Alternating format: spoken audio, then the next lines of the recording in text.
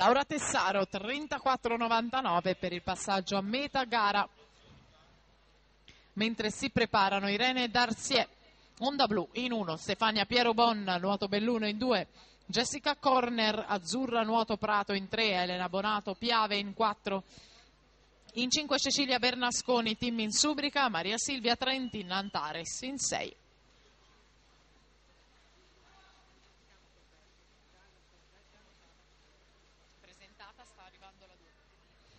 Vittoria Bellinaso 1,12 e 40.